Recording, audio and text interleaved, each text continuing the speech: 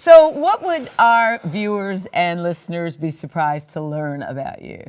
I think that because of what I do, there's like a serious nature to it that I take seriously.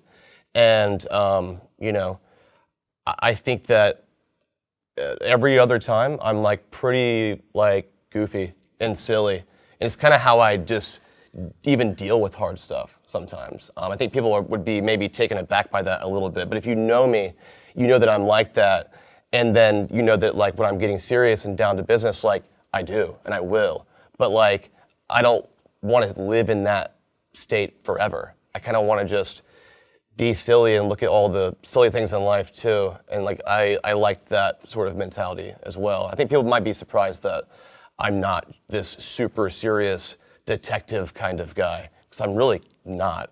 I just play one. I play one on my podcast. But that voice of yours is so distinctive. I mean, that's like, thank you. But I still don't really compute that either. I appreciate that. You don't? But I look at someone like you who has that iconic voice. I mean, I grew up, watching you on TV and hearing your voice, never thinking that I had anything broadcast worthy at all. I felt like an imposter doing that a little bit. I guess people, proved me wrong a little bit, but I never really looked at it like that. So coming from you, that means a lot, and I appreciate that. Oh no, I love your voice. I love your voice.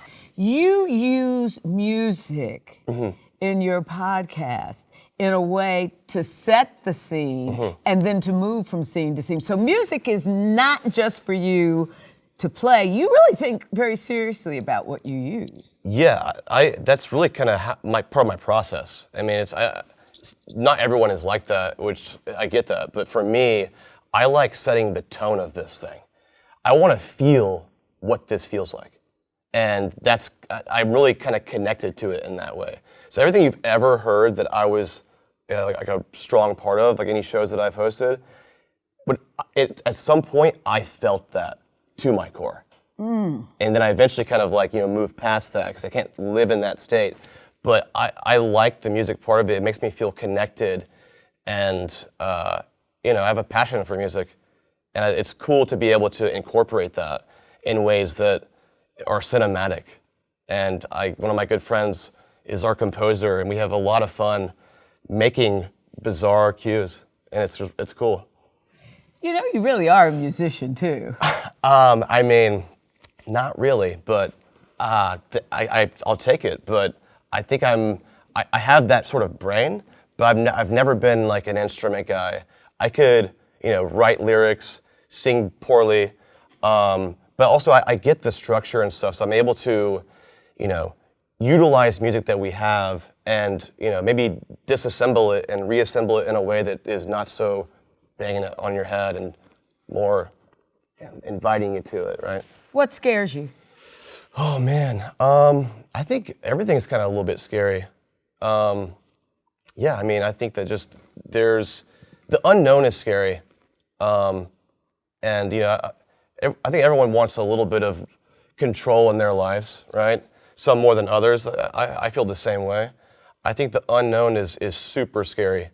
And I've been in so many uncomfortable situations where I thought like, this is it, or I can't take this so many times that I kind of just got over it a little bit. I still feel like that, but I know it's not the end of the world. And so I've also learned that I can be more myself because I think that it's going to be okay. I was giving myself all the stress the whole time, like trying to perform for somebody else. But yeah, I think just life is scary. The unknown is scary, but all you can do is what you can do. And that's my mindset. And just hope it works. That's it.